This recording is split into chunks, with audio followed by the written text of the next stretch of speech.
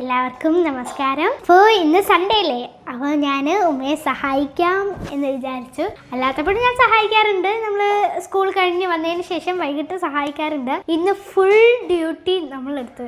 എപ്പോഴും നോമ്പറയ്ക്ക് ഉമ്മയല്ലേ ജ്യൂസും അതും ഇതൊക്കെ ഉണ്ടാക്കുന്നത്. അപ്പോൾ ഇന്ന് ഞങ്ങൾ കുട്ടികളെല്ലാവരും കൂടെ ചേർന്ന്, ചിൽഡ്രൻസ് എല്ലാവരും കൂടെ ചേർന്ന് എന്താവുമെന്ന് എനിക്കറിഞ്ഞൂടാ, എന്തായാലും ചേർന്ന് ഞങ്ങൾ ചെയ്യാൻ പോവുകയാണ്. അപ്പുറത്ത് തുടങ്ങിയിട്ടുണ്ട്, പണി സ്റ്റാർട്ട് ചെയ്തിട്ടുണ്ട്. ബാ, ആളെ കാണിച്ചു തരാം. ആണ്ട് ഈ നിഷ്കളമ്പ എന്തായിരുന്നു മുഖത്തേക്കൊന്ന് നോക്കിക്കേ. ഇവിടെ നിന്നാണ് പണി സ്റ്റാർട്ട് ചെയ്തിട്ടുള്ളത്. ഇക്കക്ക ഇല്ല കേട്ടോ, ഇക്കക്ക ഇവിടുന്ന് ഇതുവരെ നോമ്പ് ഉറച്ചിട്ടില്ല. കാരണം എന്താണെന്ന് വെച്ചാൽ ഇക്കക്ക എപ്പോഴും പള്ളിയിൽ നിന്നാണ് നോമ്പ് ഉറക്കുന്നത്. പള്ളിയിൽ പോയി അവിടെ നിന്ന് എല്ലാം എടുത്തു വെക്കുന്ന ഡ്യൂട്ടിയൊക്കെ ഇക്കക്കാണ് കൊടുത്തിട്ടുള്ളത്. അപ്പോൾ ഇക്കക്ക നേരെ അവിടെ ചെല്ലും, എന്നിട്ട് ഇതൊക്കെ റെഡിയാക്കും, സമൂസ അതൊക്കെ എടുത്ത് വെക്കും. എന്നിട്ട് ഇക്കക്ക അവിടെ നിന്ന് തന്നെ നോമ്പ് ഉറക്കും. എന്നിട്ട് പിന്നെ ഇങ്ങോട്ട് വരും, പിന്നെ തറാവിയോ ആകുമ്പോൾ പിന്നെ അങ്ങോട്ട് പോകും. പിന്നെ ഇതിൻ്റെ കൂടെ തന്നെ നമ്മൾ അന്ന് അങ്ങോട്ട് മാറി നിന്ന് ചതക്കി ഇതും കൂടെ കൊണ്ടുവച്ചെല്ലും. മാറി. ഇതിൻ്റെ കൂടെ തന്നെ നമ്മുടെ ചിക്കൻ കുറച്ചിട്ടിട്ട് ഞങ്ങൾ പറ്റിക്കാൻ വേണ്ടിയിട്ട് കൂടുതൽ കിഴങ്ങ് ഇട്ട് വെച്ചേക്കുവാണ് കേട്ടോ. അപ്പോൾ ഞാനിനി എൻ്റെ പരിപാടി തുടങ്ങാം. എൻ്റെ പരിപാടി എന്താണെന്ന് വെച്ചാൽ ജ്യൂസ് ഉണ്ടാക്കുക എന്നതാണ്. ബാ, മുന്തിരി ജ്യൂസാണ് കേട്ടോ. വിളിക്കാം, അങ്ങോട്ട് പോ, ചതക്കി ചെല്ലും. എനിക്ക് പിന്നെ ചതക്കാൻ മറ്റേ പാത്രം എടുത്തുക, പാത്രം ഉണ്ടായിരുന്നു, മറ്റേതും കൂടെ.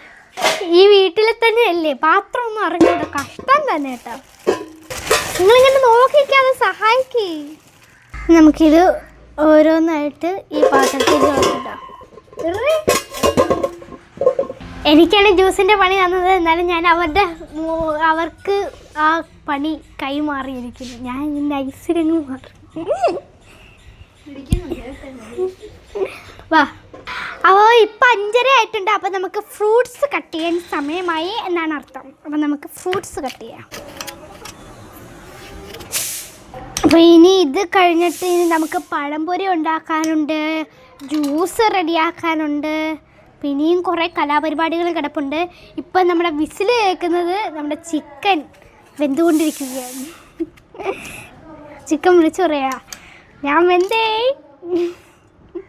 അപ്പോൾ നമ്മളെല്ലാം വൃത്തിയാക്കി ഇതിൻ്റെ അകത്തോട്ട് ഇട്ടിട്ടുണ്ട്. ഇനി നമുക്കിത് കഴുകാം.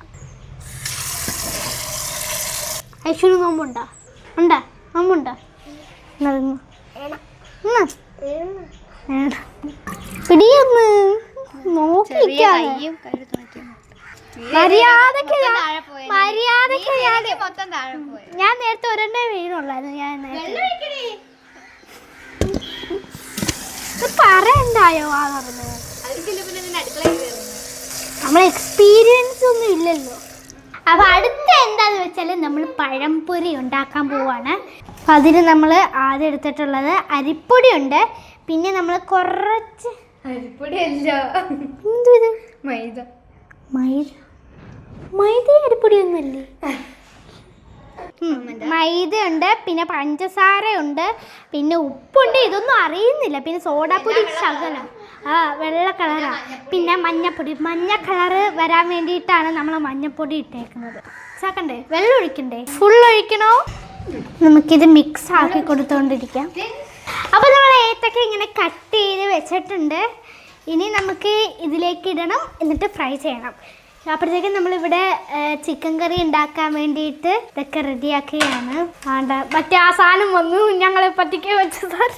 പിന്നെ ആ ഇഞ്ചി ചതച്ച് ഇഞ്ചിയും വെളുത്തുള്ളിയും ചതച്ച് വെച്ചിട്ടുണ്ട്.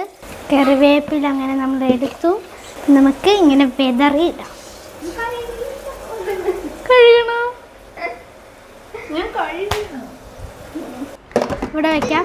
വേറെ സംഭവം ഉണ്ട് കേട്ടോ.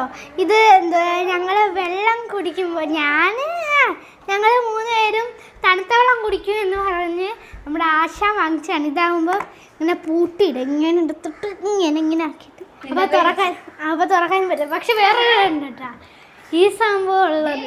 ഇതിൽ വേണം നമുക്ക് തണുത്ത വെള്ളം ഒക്കെ, അല്ലേ വെള്ളം എടുത്തിട്ടാണ്ട് രാത്രിക്ക് ഐസ് എടുത്തിട്ട്. ഈ ടെക്നിക്ക് ആർക്കും പറഞ്ഞു കൊടുക്കരുത്.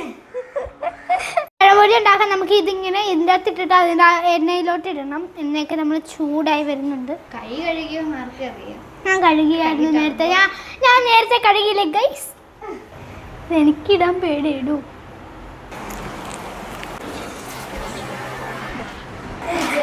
ഗൈസ് ഇതിൻ്റെ ഇടയ്ക്ക് ഇവിടെ ഒരുക്കം നടക്കുകയാണ് ഗൈസ്. കണ്ണിനേകൾ ചിമ്മി ചിമ്മ സീത നോക്കി ആടി ഓടി ചാടുന്ന മാനേ ഓടി ഓടി പൂമാൻ. നോമ്പില്ലാതെ ഉമ്മ ഫോൺ കഴിക്കുന്ന എന്തിനാ? എനിക്ക് നോമ്പൊക്കെ ഉണ്ട് ഗൈസ്. ഞാൻ കുഴഞ്ഞു ഗൈസ്. ഇനി നമുക്ക് മുന്തിരി റെഡിയാക്കാം. ഉമ്മ അങ്ങനെ ഗ്യാസ് കത്തിച്ചു തന്നു. ഇനി നമുക്ക് ഇതിലോട്ട് ഇങ്ങനെ വെക്കാം. ഇനി കുറച്ച് നേരം അത് വെന്ത് വരാൻ നമ്മൾ വെയിറ്റ് ചെയ്യണം. നമ്മുടെ മുന്തിരി ചൂടാറാൻ വേണ്ടിയിട്ട് വെച്ചേക്കാണ്. ചൂടാറി വരുന്നുണ്ട് എന്നാണ് നമ്മുടെ ഒരു വിശ്വാസം. നമുക്കിത് അരിച്ചെടുക്കണം കേട്ടോ. ഇതിൻ്റെ നീര് മാത്രം നമുക്ക് ആവശ്യമുള്ളൂ. നമുക്കിങ്ങനെ അരിച്ചെടുക്കാം.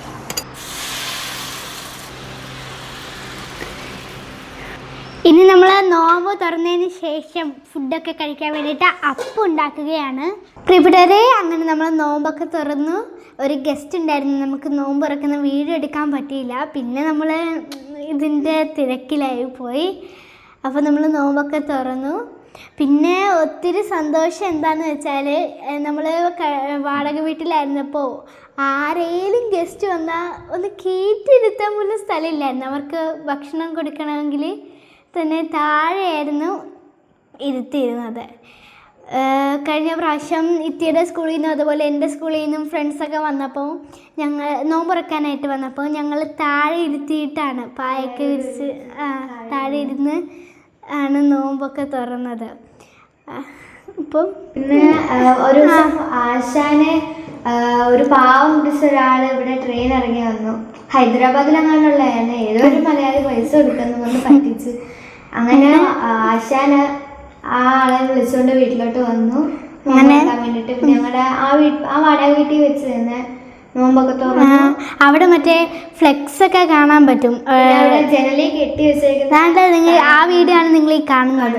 ഒരു ഫാനൊക്കെ കെട്ടി വെച്ചേക്കുന്നതാണ്. അതൊക്കെയായിരുന്നു അപ്പോഴത്തെ അവസ്ഥ.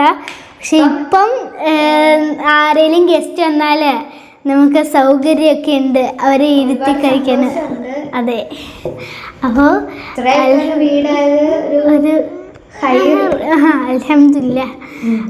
അപ്പോൾ ഇനി നിങ്ങൾ എല്ലാവരും ദുആ ചെയ്യണം കേട്ടോ. ഓക്കെ, അസ്സലാമു അലൈക്കും.